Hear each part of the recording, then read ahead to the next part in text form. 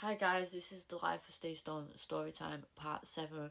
So now 10 years old and I've just arrived to live at my mum's. I spent my first night there, and from going to sleep I woke up.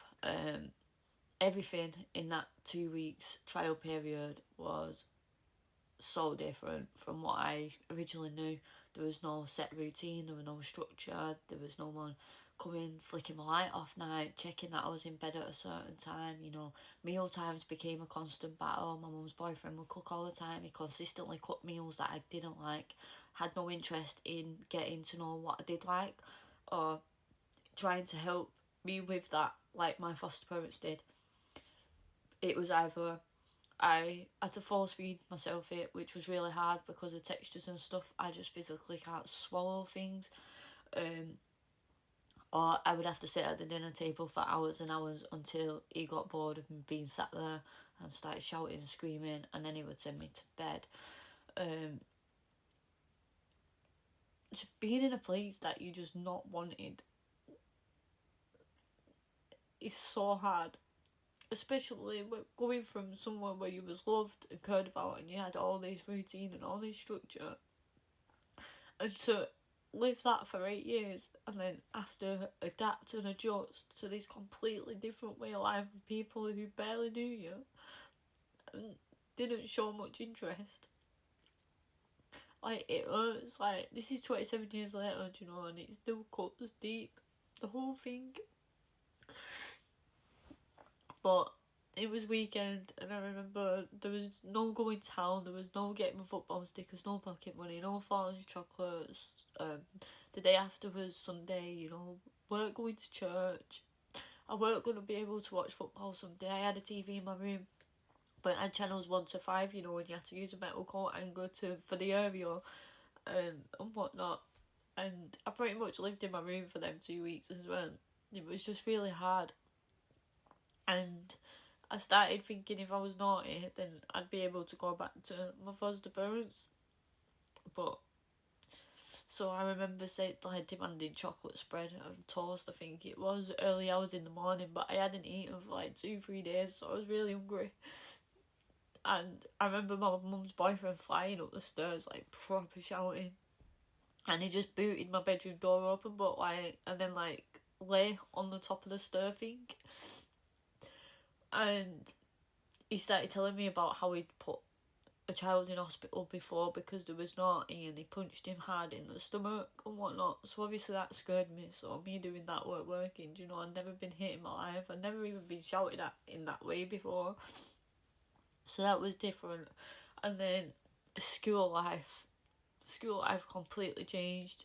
Like, I worked there at the school in the mornings, I worked there after school, I weren't allowed to do after school clubs.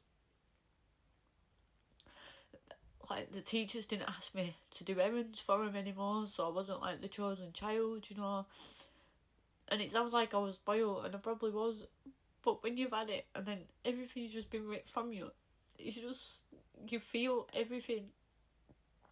Like, people were starting to realise I weren't living with my foster mum, and they all knew her because she went to that school, and I started withdrawing at school because I was so embarrassed in my home life and I was so unhappy. It was just really, really hard. And then I remember social work was coming out, and I remember her wanting to speak to me, but she would always want to speak to me in front of my mum and her boyfriend. She would never take me out or like they used to, or take me upstairs even into my bedroom to talk to me or anything. She would just ask me questions in front of my mum and her boyfriend. And then coming towards the end of the 2 week, I thought she come round and I just hid under the table. And I'd never done that before. Like, I used to love doing worksheets with him. I used to love getting taken out by him. I would talk to him and whatnot. But I just did under the table. And I just remember saying, if you don't come out from under the table, I'm going to be leaving and I won't be coming back. I'll never forgive that social worker for that.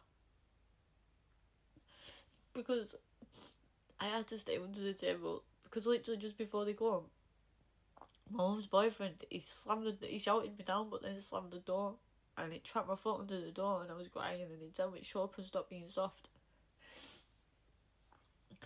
And you just couldn't say anything in front of him, do you know, because he'd already instilled this like fear into me and whatnot, so that was really hard. And he'd been telling me things like he can't wait for me to finish primary school because I won't be seeing my foster family at all anymore, do you know. And I had all that built in my head. They'd started sending me to school in a taxi rather than taking me. And even like my packed lunches, so they would always send me with foods that I didn't really like, and it went on for a little while, and my foster mum started to notice, and she started bringing me a packed lunch in like what I normally had. And I remember when she gave it me, like I just started scranning this packed lunch like I'd not eaten for ages. And I actually remember sitting there, remembering how that felt, because I'd gone days sitting there just watching everyone else eat, and knowing that I would be eating when I got home. Do you know what I mean? Because they didn't care what foods I was getting in front of me. It's just, I just don't get it looking back, and it really hurts. Like, really, really hurts. And social services just walking out, leaving me knowing that I've completely changed, completely withdrawn. Like, if you are a social worker, like, you need to be looking for signs that something's going on. No child is going to talk in front of adults, and a lot of children are told to say things, a lot of children are told to lie, and a lot of children are living in fear. So once you leave the house, it's that child that's left there, you know. So there's only so much they can actually say or do while you are there, and you've got to put the children first. You know, children's voices matter, but they've got to be allowed to have that voice. But that's part 7, guys. Again, thank you for listening, and please give me a like and a follow.